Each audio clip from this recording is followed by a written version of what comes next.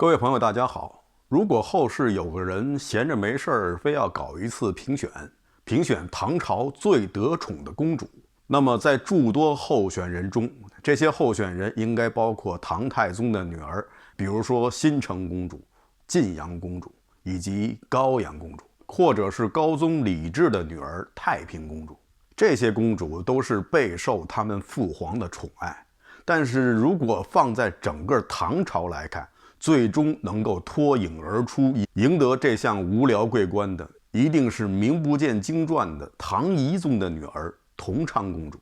有的朋友马上可能就会说，先别说这位同昌公主，你先告诉我唐懿宗是谁，这个人我都没听说过。其实啊，唐懿宗就是玉面小仵作中唐宣宗的儿子，他是唐宣宗的长子，名叫李温，后来又改名叫李璀。在上一集我们提到过，唐宣宗并不想把皇位传给他的长子李温，而是想把皇位传给他的四子魁王李兹。不过因为他是突然暴毙，所以呢还没有来得及为李兹做太子的册封礼，宦官王宗实就趁机拥立了这个并不被人看好的李温，做了新一任的皇帝，也就是唐懿宗。那么唐懿宗是不是只有同昌公主这么一个女儿，所以宠的是不行的？这还真不是。唐懿宗的女儿差不多有10个，但是他唯独特别宠爱这位同昌公主，这又是为什么呢？围绕着这位公主又发生了很多离奇古怪的事情，而这位公主的死竟然和南北朝时期南齐的一位贵妃的一把九凤簪有着莫名其妙的关系。今天呢，就跟大家说说这个在史书上有记载的灵异事件的来龙去脉。刚才说了，唐懿宗李温在做皇子的时候是非常不受他老爸唐宣宗的喜爱。他虽是长子，应该是离皇位最近的那个人，但是呢，却被他的老爸远远地轰到了宫外去居住，而其他的皇子却住在宫里。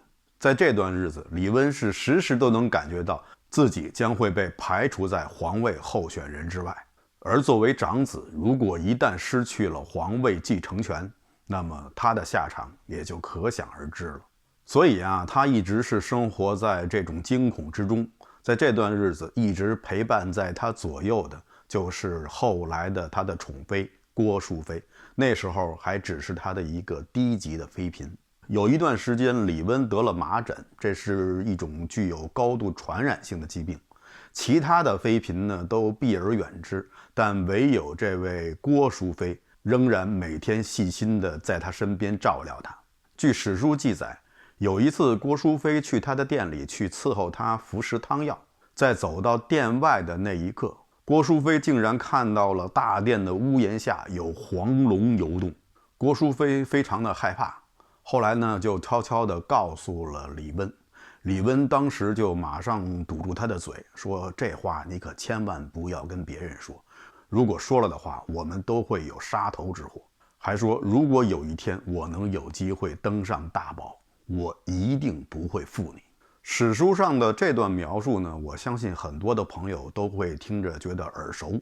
很多的皇帝啊，在登基之前都有类似的所谓祥瑞出现。这个呢，大家已经见怪不怪，咱们也就权且听之吧。李温与郭淑妃生有一子，就是我们今天要说的同昌公主。这位同昌公主啊，生下来以后就不会说话，长到3、4岁的时候，一句话也没说过。3、4岁了还不会说话，这也没什么特别稀奇的。我记得我母亲说过，我说话就特别晚，好像也是3岁才会叫妈。有的朋友可能会说了，这叫贵人语迟，古人就是这样认为的。其实啊，所谓贵人语迟，绝对是断章取义。在《论语》中是有这样一句话，叫贵人语迟，敏于行而不讷于言，泰山崩于前而色不变，麋鹿行于左而目不顺。那指的是有思想有内涵的人是不会轻易发言，而是要用行动来说话。所以说呀，说话晚就是语言功能的发展比较缓慢，除非你觉得你是爱因斯坦、王阳明这一类的人，要不然的话，说话晚不是什么好事。李温夫妇也挺着急，担心这个孩子将来是个哑巴。但是直到有一天，当李温正在抱着同昌公主的时候，同昌公主突然意味深长地盯着她父亲的眼睛，语重心长地说出了2个字：得活。他父亲李温当时就听傻了，得活是什么意思？他是百思不得其解，但很快他就知道了他的宝贝女儿为什么说这2个字。没过多久，唐宣宗驾崩，捧着继位诏书的太监就来到了他的府邸。李温继位成了唐懿宗。这时候他明白了，他女儿告诉他的这2个字得活，就是想告诉他，你没事了，你能够活下去。唐懿宗李温一定相信他的宝贝女儿就是上天赐给他最大的祥瑞，他的这个皇位甚至是他的命都是这个女儿给他保住的，所以他就加倍的宠爱同昌公主，远远超过了他其他的几个女儿。他登基以后呢，也没有忘记自己的诺言，封以前只是低级妃嫔的郭氏为郭淑妃。在很长一段时间，唐懿宗是专宠郭淑妃的。同昌公主也算是没有辜负她父亲对她的格外的宠爱，不仅是性格乖巧可爱、善解人意，而且呢还继承了她母亲的绝世美貌。她的父皇对她的宠爱到了何种的程度？我给大家举几个例子。同昌公主喜欢吃的一道菜叫凌霄炙，它是用羊的心尖上面那个4两肉，再加上喜鹊的舌头，然后混合在一起烤制而成的。吃这一道菜就要杀掉几十只孔雀和至少1只肥羊。公主每天早上都要喝一杯玫瑰露。玫瑰露呢，是由10几名宫女在天还没亮的时候就去采集花园中玫瑰上的初露，这么折腾几个时辰才能凑齐这么一小杯所谓的玫瑰露。同昌公主就是一饮而尽。说起这吃的东西啊，我可能又要多说几句了。我高度怀疑公主吃的这些东西是否健康，虽然说代价巨大。比如说那个叫凌霄炙的这道菜，据说能够经历酷暑也不至于腐化，这怎么可能呢？这肯定是做了一些防腐处理，简单的说就是用防腐剂喂出来的。估计公主又让那些御赐小仵作的同行、御赐老御厨给蒙了。这道菜我估计不会健康，而且也不会好吃。白白搭了几十只再也不能报喜的哑巴喜鹊和那只缺了心眼的大肥羊。再说喝的那个玫瑰露，据我所知啊，这个露水形成是要具备3个条件：第一是空气中的水汽，第2是空气中的悬浮颗粒物，第3是一个比较冰冷的平面。所谓空气中的悬浮颗粒物，大家都知道，就是空气中的尘埃。我们现在所说的什么 PM2.5、PM10、PM25，指的就是这些东西。虽然说唐朝的时候空气污染肯定比现在要好很多，但是这些东西毕竟是悬浮在空气之中，各种成分都可能掺杂其中，怎么看也不像一个健康的东西。公主每天喝这个不拉肚子已经算是万幸了。其实中国古代啊有很多我们现在所谓的黑暗料理，比如说有一道宫廷名菜叫八珍菜，其中就有豹子的胎盘和猩猩的嘴唇。幸亏不是吃什么长什么，要不然的话还真麻烦了。还有一种酱菜，古代人呢也很喜欢，叫做海，这个字应该已经没有了。它是把肉发酵，然后加入各种的东西，然后怎么就做出来的。这些肉里呢，包括什么蚂蚁肉啊、蛤蟆肉啊，还有蜗牛肉，这些呢还算好的。有些东西现代人也在吃，但是还有一些东西啊，现代人一说可能就会吐，但是古代人却认为那是天降的好东西。比如就是我们经常听到的甘露。在这部剧里也经常提到甘露，提到甘露之变。甘露在古代是被认为是一种祥瑞，这个东西可以吃，是甜的。据《本草纲目》记载，其凝如脂，甘如饴，就是说它是块状的，吃起来很甜。汉武帝的时候还专门建了一个盛露盘，来承接上天赐予的甘露。其实啊，这甘露就是蚜虫，就是那些小虫子从肛门排出的有甜味的液体。简单的说，就是蚜虫尿。明代有一个学者叫杜浩的，就发现了这个秘密。他说：多虫之所，腋下必多甘露，味甘乃虫之尿也。大家记得上集我提到甘露之变的时候，那位姓韩的将军跟皇帝说，在他驻地的大树上发现了一些甘露，让皇帝派人去查看。其实啊，就是那棵树啊闹虫子了，所以呢甘露就特别多。一旦是收到了这些甘露，皇帝们一定是非常的开心，认为这是天降祥瑞，是大吉之兆。这些甘露他肯定不舍得给别人吃，自己能吃多少就吃多少，剩下的再给自己的皇后啊、太后啊、皇子们分分。这要是接的甘露多了，皇宫瞬间就能赶上公共厕所。这是吃的方面，穿的方面就更加厉害。公主有一件狐白裘，是在夏天穿的，据说在盛夏的时候穿着格外的凉快。大家不要问我为什么在盛夏的时候要穿裘皮大衣，而且还觉得凉快。冬天则有一件火蚕衣，据说呀，虽然只是一件单衣，但是在冷冽的冬日却足以御寒。公主出行坐的是宝马7系列的唐朝版，叫七宝车。据说呀，这车行驶起来是风驰电掣，但是车内呢却一点不颠簸，而且车过之处香气弥漫，持续半日之久。这条街的人这大半天都觉得辣眼睛。大家也不要问我这是什么香料调制出来的，我个人觉得是辣椒面。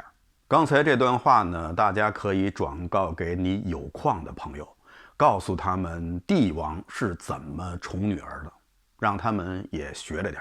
等公主长到了出嫁年龄，唐懿宗夫妇又千挑万选，给她选了一个风流倜傥又出身于名门的夫君，这个人叫韦宝衡，出身于京兆韦氏。在当时他官居左拾遗。左拾遗虽然品级不高，只是纵八品，不过呢起点非常好，向上的机会非常多。我记得元稹和白居易都担任过这个职务。唐懿宗几乎把国库都搬空了，给他的女儿做嫁妆。公主进门以后，韦氏一家也把她捧上了天，生怕她是磕着碰着。而韦宝衡的官职也由此进入了快速上升渠道，很快就做到了宰相一职。一切的幸福都来得特别的快，也特别的短暂。婚后2年，同昌公主突然病了，这个病来的也非常的蹊跷。有一天中午，公主正在午睡，在梦中她就见到了一个人。这个人对她说，南齐的潘淑妃要来娶她的九鸾钗了。这个九鸾钗是公主最喜欢的首饰之一，上面有9只不同颜色的鸾凤，插边上还刻着2个字玉儿。同昌公主不知道这个梦是什么意思，她就告诉了她身边的侍女，然后没多久她就开始生病，而且一病不起。唐懿宗是非常的着急，把自己所有的御医都派了出去为公主诊病。但是尽管尝试了各种方法，公主的病情依然是越来越重。太医们也非常着急，也非常担心，如果公主治不好的话，皇帝会怪罪他们。所以呢，他们就想了一个办法，给公主开了一个上面全是奇珍异品的药方，就是希望皇帝如果凑不齐这些药材的话，将来他们有一个托词。但是没想到啊，这个唐懿宗是爱女心切，他居然真的按照这些御医的药方，把这些所有的奇珍异草全部找齐了。御医一看没办法呀，但是这些奇珍异草也必须要用啊，于是这些御医们只能一股脑的把这些药往公主嘴里灌。不管这些药有没有效果，但那时候已经是回天乏力了。在当年的中秋，同昌公主香消玉殒，终年不过才有18岁。那么同昌公主到底是怎么死的？一提到这个问题，人们总会想到那把九凤钗和同昌公主曾经做过的那个梦，莫非是误用了南齐潘贵妃的心爱之物，而遭到了阴魂索命？那么这个潘贵妃又是谁呢？要想了解这位潘贵妃是谁，我们就要把时光拉回到南北朝时期南朝的齐梁之间这个时间段上。以前我们讲过，在中国南北朝时期，南朝分为宋、齐、梁、陈4个朝代。刘裕建立的刘宋政权以后，就是萧道成建立的南齐政权。前段时间有一部剧叫《鹤唳华亭》，描写的就是南齐这段时间的历史。其中的主人公皇帝就是历史上的萧泽，而那位嘴唇发紫的太子就是萧长茂。历史上萧长茂早逝，后来萧泽就把皇帝传给了萧长茂的儿子萧昭业。辅佐萧昭业的是一个叫萧鸾的人，这个人并不是萧家的血统，他自小父母双亡，是由萧道成抚养长大的，算是萧家的义子。后来萧鸾废了萧昭业，自立为帝，而且还杀光了萧道成和萧泽的所有子孙。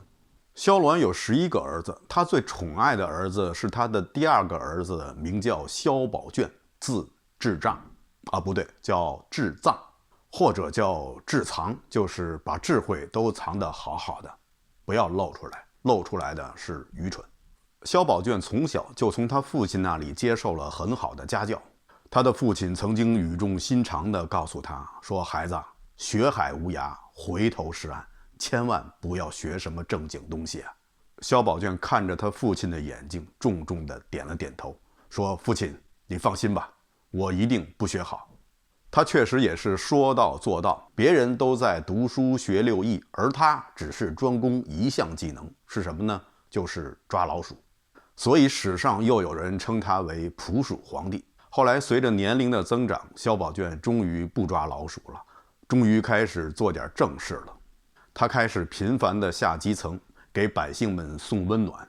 他送温暖的方式呢，也是比较特殊，通常是闯入别人家以后，就拿走那些值钱的东西，比如说金银财宝之类，把那些不值钱的东西，比如说祖宗牌位给打烂。如果有人在人群中不小心看了他一眼，他就会把这个人杀掉。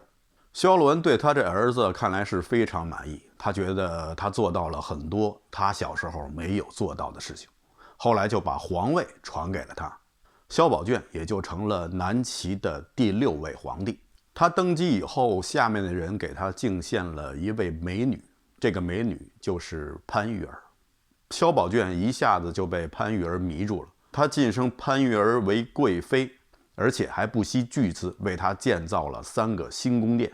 其中有一个宫殿是墙壁上镶嵌着珍珠，白玉石铺就的地面上嵌刻了朵朵金莲花。然后萧宝卷就让这位潘贵妃赤足走在这个地板上，萧宝卷看的是如痴如醉，称此景为步步生金莲。这也就是金莲或者是步步生莲这个典故的由来。因为潘玉儿的父母以前是市场上的商贩，所以潘玉儿就在宫里开了一个自由市场，让那些宫女太监假扮成商户和顾客，自己呢扮成这个市场的管理员，而让萧宝卷扮演相当于城管或者是临时工的角色。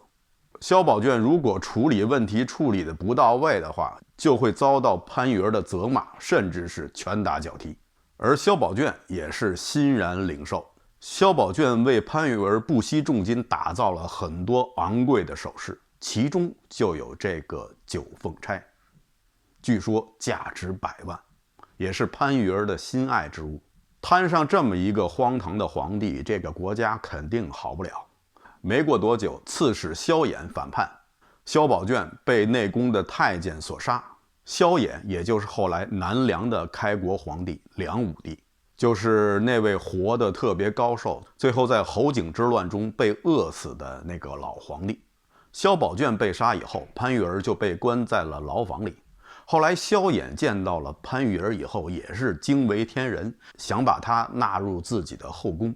当时有一个大臣就劝谏道，说亡妻者此物绝不可留，留了会留后患。萧衍手下的大将田安启看到了潘玉儿的美貌，也是为之所动，也想纳为自己的妾室。潘玉儿不从，说昔者时遇明主，今起下邳非类，死而后已，义不容辱，随即自缢身亡。宋朝的大诗人苏轼曾经写了一首诗纪念这位潘玉儿，诗是这样写的：月地云阶慢一尊，玉奴终不复东昏。临春节期荒荆棘，谁信幽香是返魂。我想恐怕只有苏大学士才能写出这样的诗，如果是换作司马光之流的话，肯定又是一番什么红颜祸水啊，什么妲己转世啊，等等等等。只有苏东坡才有这种博大的人文主义的情怀。其实啊，潘玉儿不过是一个非常简单的女人，或者我们称之为小女人。她没有那么多的家国情怀、社稷安危，她所在意的不过就是谁对她好，谁真正的疼她、爱她。萧宝卷对她来说就是她的天。也许这片天对其他的人、其他的世界都是阴云密布、风雷滚滚，但是却能把全部的阳光照在她一个人的身上。对潘玉儿来说，这就足够了。即使萧宝卷是个千古唾骂的昏君，他也愿意随他而去。玉奴终不复东昏，潘玉儿终于是随萧宝卷而去，和他所钟爱的人永远在一起。即使后世有千百人唾骂，又有什么关系呢？潘贵妃死以后，她的那把心爱的九凤钗就下落不明，或许是阴差阳错间，辗转就来到了同昌公主的手里，带着那丝怨念。即将上映的有一部连续剧叫《青簪行》，它也讲述了同昌公主的故事，其中就提到了这把九凤钗。当然了，他说的故事和我说的不大一样。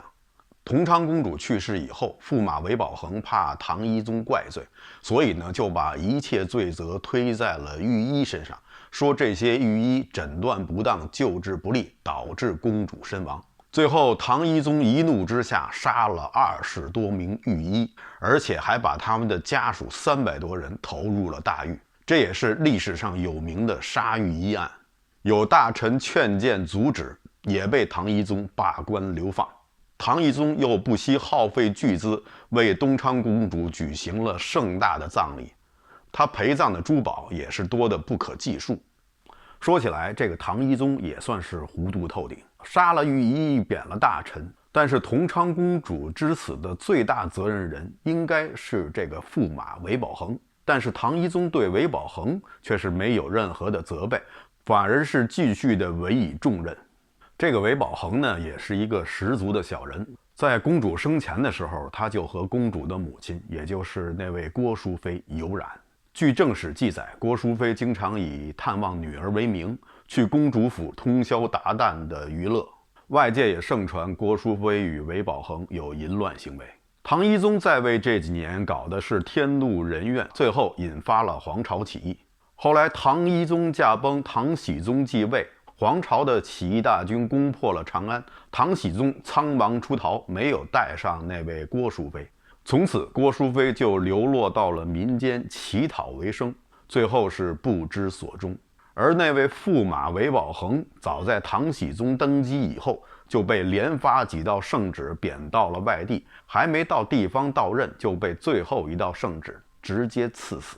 同昌公主的墓因为陪葬品过于丰富，很快就被人盗挖，同昌公主被养蛊于外，而那把带着重重怨念的九凤钗也从此下落不明，不知现在正静静地躺在谁家的首饰盒里。好的，以上就是本期节目的全部内容，谢谢大家收看，欢迎大家点赞订阅，咱们下期节目再见。